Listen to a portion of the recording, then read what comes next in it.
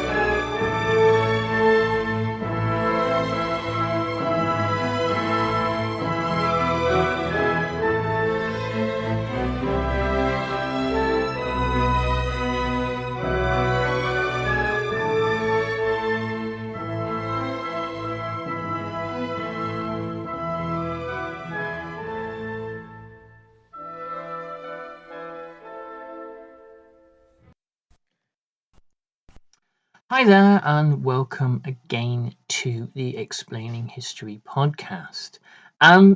It's towards the end of the year, so we're 15th of December, 10 days out from Christmas, 2 weeks out from the end of 2025.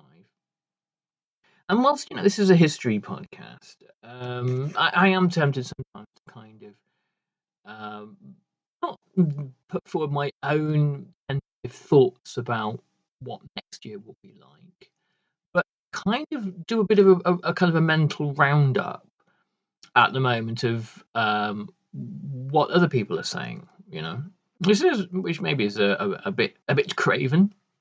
I tend to read from other people's history books as opposed to the the odd thing that I've written over the years. Because I generally think other people have better and more interesting things to say than me, which isn't false modesty, it's just a statement of fact. But at the moment, I mean, I think the thing that's kind of captures my thinking at the moment is the sort of, there are kind of two strands of thought that I see emerging in kind of generally sort of liberal commentary. By liberal, I do not mean the kind of the Fox News interpretation of liberal, which means a sort of democratic socialism. But if you imagine the kind of the schism or the low-level civil war that's being fought across the Western world at the moment isn't between the right and the left; it's between two branches of kind of the dominant political economic formula that's ruled for the last 100 years. Liberal and conservative factions of capital. The conservative factions of capital have gone kind of in the direction of Trump and various kind of other alt-right formulations. And the liberal fractions of capital, the Democrats in America, the kind of centre ground of British politics, the Remain faction in Great Britain, and there are various other iterations of this in kind of other countries, Canada, Australia, and Europe.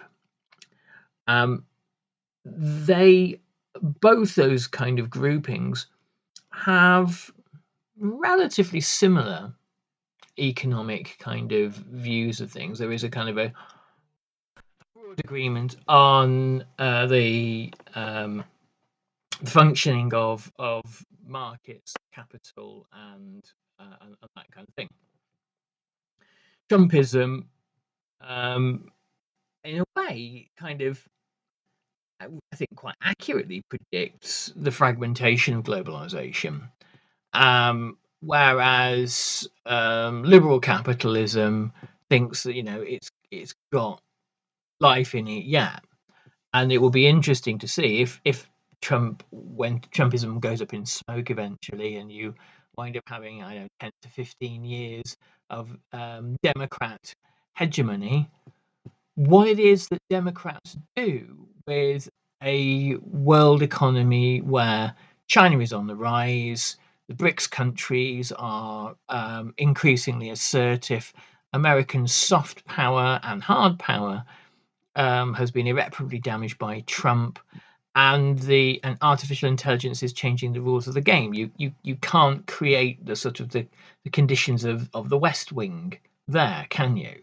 So it will be interesting to see that.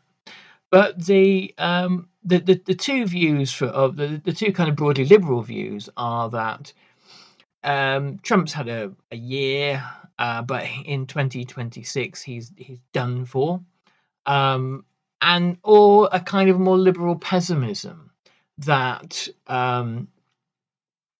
Trump will sweep aside all kind of constitutional safeguards and establish himself as essentially a dictator, and the only thing that can stop him is a kind of public mass mobilization. Often those sorts of things are unfavorable actually to the Democrats. They don't always want to see sort of an energized population, because ultimately you have to kind of channel that into economic goals that most people don't like the sound of very much. The part of the reason for Trump and part of the kind of the popularity of Trump is that he was able to channel immense discontent generated by the kind of the right of the Republican Party, the Democrat Party, which was able to prioritize the needs of Wall Street over the needs of kind of Rust Belt America and ordinary working class American people whose living standards and life expectancies throughout the 90s and the 2000s had gone into reverse. Okay, so I don't want to just talk about so much about what we think will happen with Trump, but I'm kind of more interested in these two perspectives. At the moment, when you look at various commentators, for Robert Reich, for example, or the other kind of outriders for the Democrat Party, who argue that Trumpism is still a kind of a horrendous aberration, a kind of a great American sort of accident that will right itself eventually.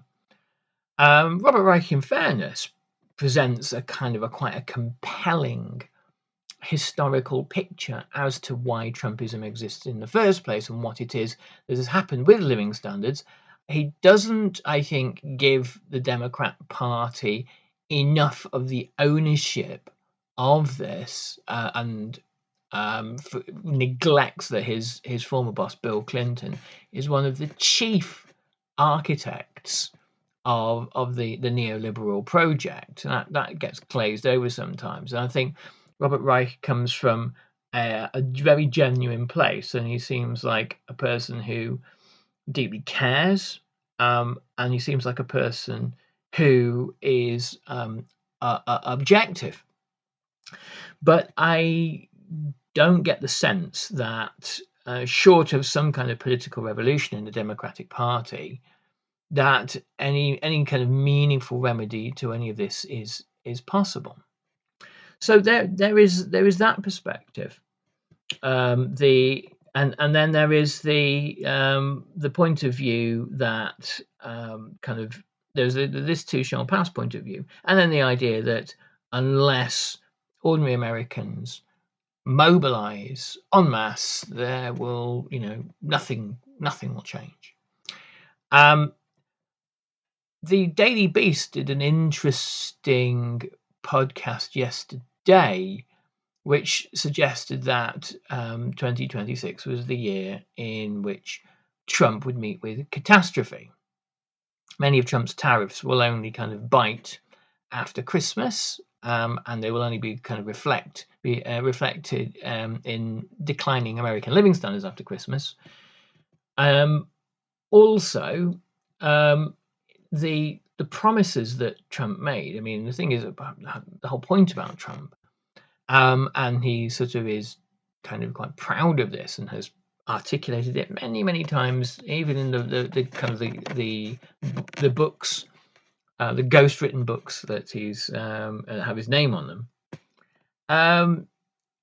The point about him is that he makes promises that he fully intends to not honor.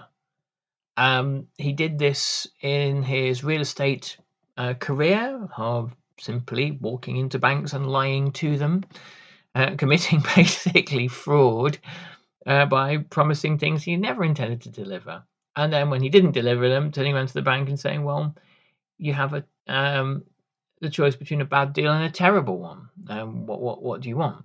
So he this is how he operates. And he operates on the kind of the one born every minute P.T. Barnum principle. So his kind of overall kind of contempt for American people, and I guess kind of humanity in general, is born of this fact that he sees everybody as a mark, a sucker, a fool, and a mug.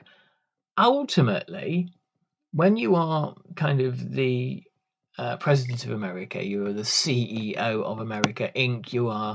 Your role is to create the conditions for American capitalism to function. And American capitalism functions partly by ensuring record gains on Wall Street. So it's a certain class, an asset class, which does include to small asset owners as well. But mainly this is the big sharks, that they continue to benefit and prosper. Hey, Ryan Reynolds here for Mint Mobile. One of the perks about having 4 kids that you know about is actually getting a direct line to the big man up north. Mm-hmm. And this year, he wants you to know the best gift that you can give someone is the gift of Mint Mobile's unlimited wireless for $15 a month. Now, you don't even need to wrap it. Give it a try at mintmobile.com/switch. Upfront payment of $45 for 3-month plan equivalent to $15 per month required. New customer offer for first 3 months only. Speed slow after 35 gigabytes if network's busy. Taxes and fees extra. See mintmobile.com.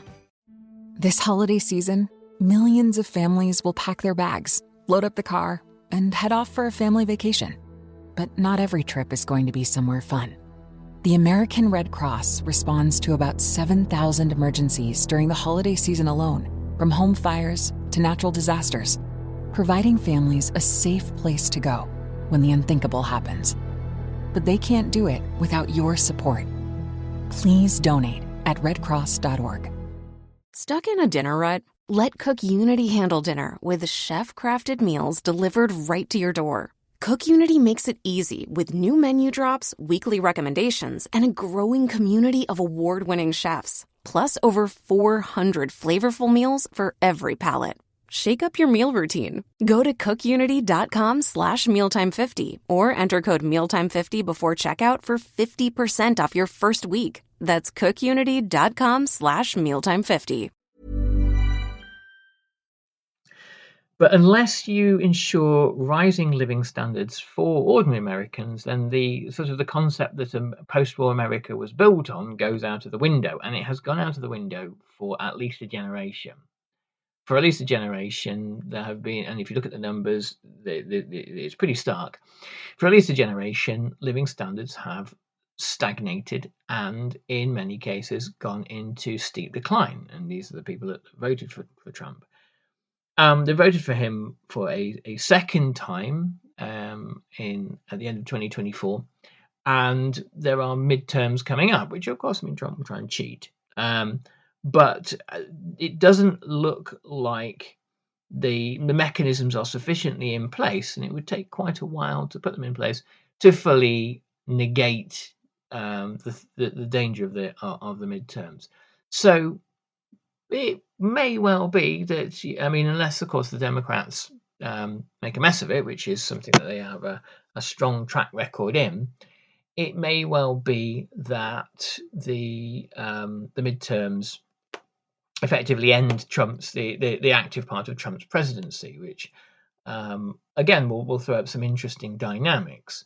Trump for a year has been able to do pretty much what he wanted. And if you look at threatening countries around the world, tearing up international agreements, and creating his own kind of Gestapo in the guise of ICE, he's had a good run. But that may well be over. And again, at that point, do people begin to abandon him as a figure on the extreme right, or do they cling to him? Probably they ditch him. Now, if Trump is paying attention, that there are kind of unattractive portents in the guise, particularly of Marjorie Taylor Greene, the most vocal and unhinged kind of voice within the kind of the Trump sphere, essentially abandoning the movement. Not abandoning its ideas and values. This is not somebody who is going to suddenly be, reading the New Republican, the New Republic, and the Nation, and embracing her liberal self. Apart from it, instead, this is somebody who will probably position themselves for a presidential run. Trump is 80. He will be hoping to run for president for a third time. That's a whole other conversation. But he'd need by the end of his term, by 2028, to have carried with him a significant proportion of the MAGA movement, of the Republican Party, and of the country in general, in order for that to be viable. If this does turn out to be an extraordinarily bad year for working class American people, rising tariffs, absolutely no sign of any change to the massive and growing inequality in America, the power of monopoly capitalism in the guise of things like Amazon only ever increasing, the slashing of veterans programs, of other transport and healthcare programs, in the sort of some kind of mad libertarian kind of bonfire. All of that means that living standards in America in 2026 for lots of people decline.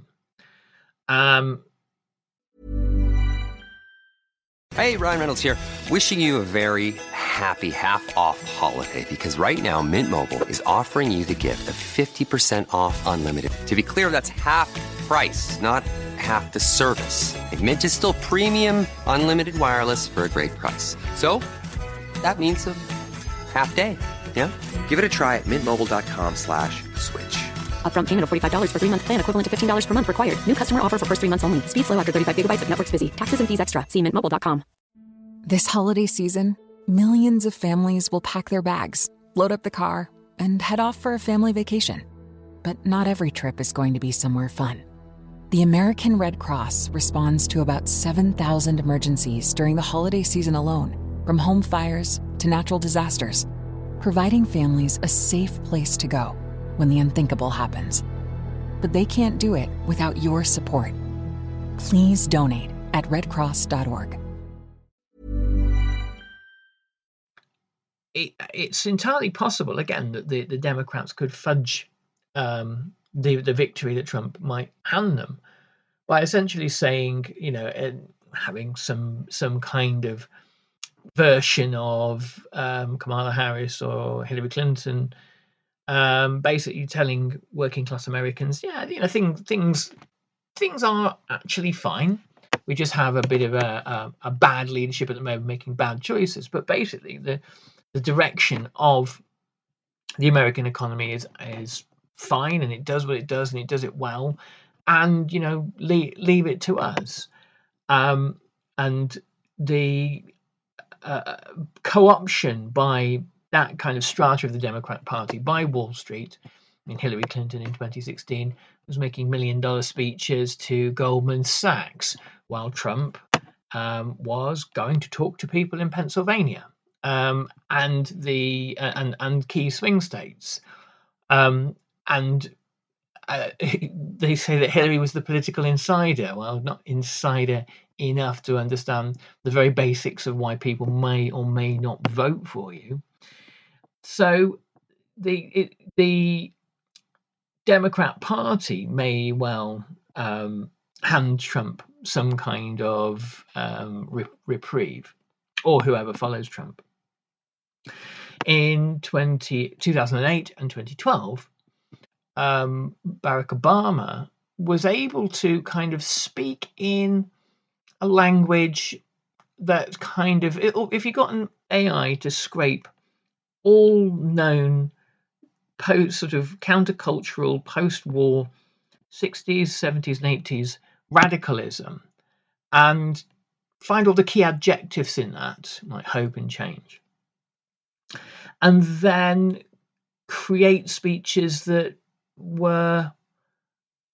which sound great, and then put that at the front of a political program that ultimately shielded American financial capital from the consequences of its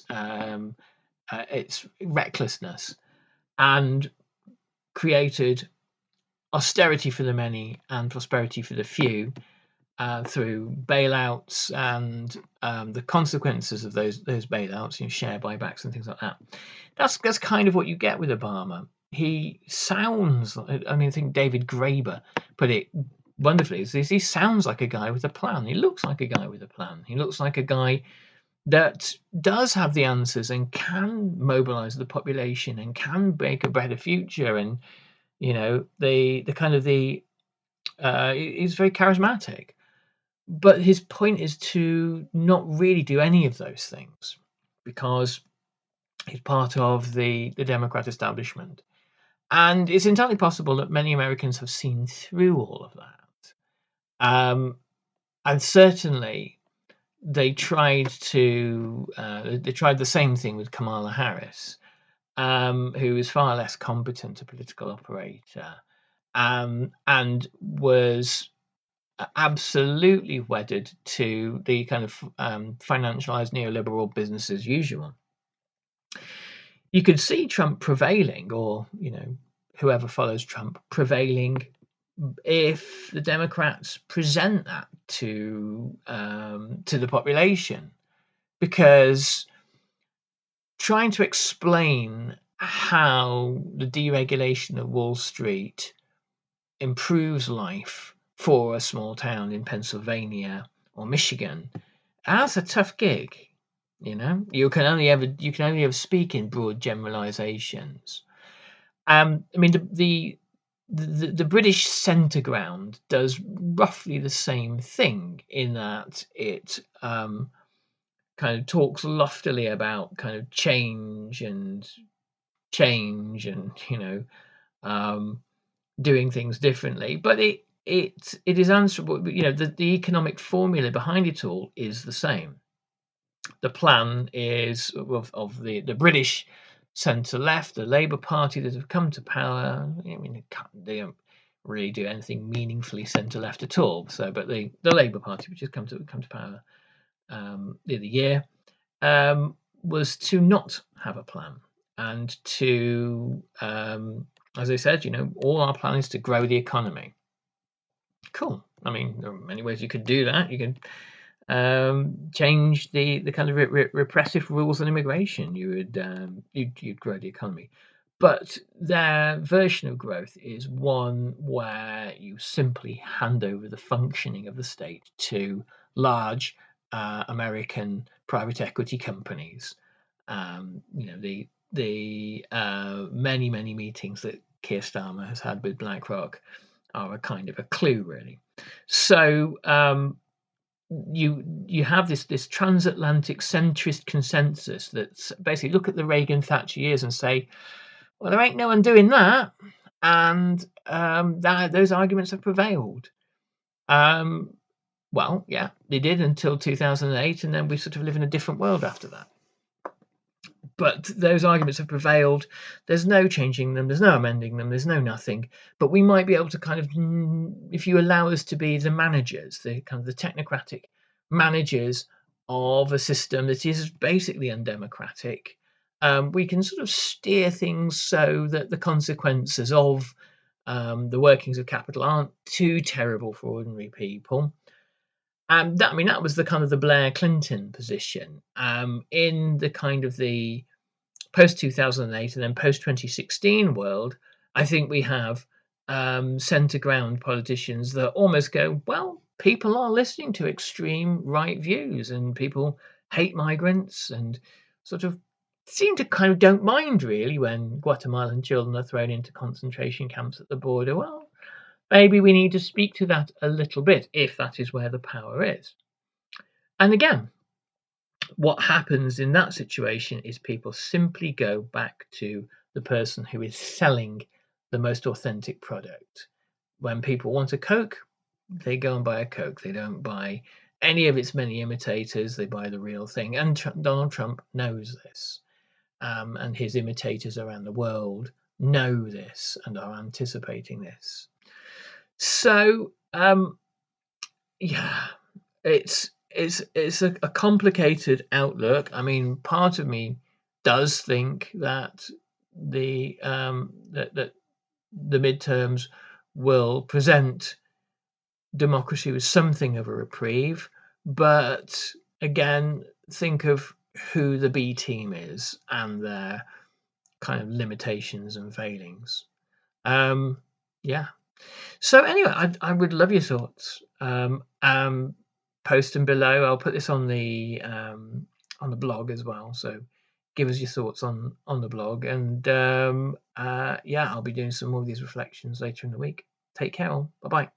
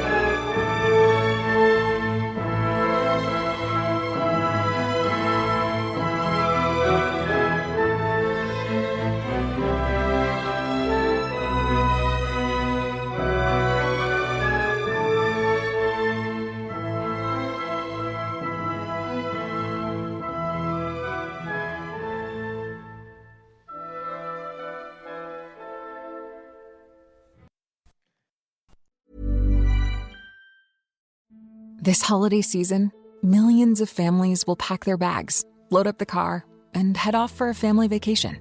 But not every trip is going to be somewhere fun.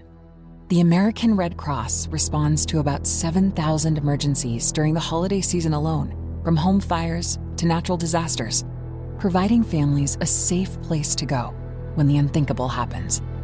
But they can't do it without your support. Please donate at redcross.org. Stuck in a dinner rut? Let Cook Unity handle dinner with chef-crafted meals delivered right to your door. Cook Unity makes it easy with new menu drops, weekly recommendations, and a growing community of award-winning chefs. Plus over 400 flavorful meals for every palate.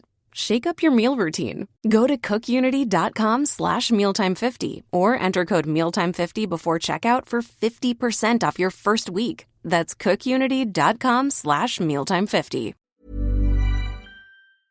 Thank you for listening to this episode of Explaining History. This podcast is an independent production, and it's listener support that keeps these conversations going week after week. If you find value in the show and want to help cover the costs of research and production, please consider making a contribution. You can join our community on Patreon or make a one-off donation. Just follow the links in the show notes for this episode. Every bit of support is truly appreciated.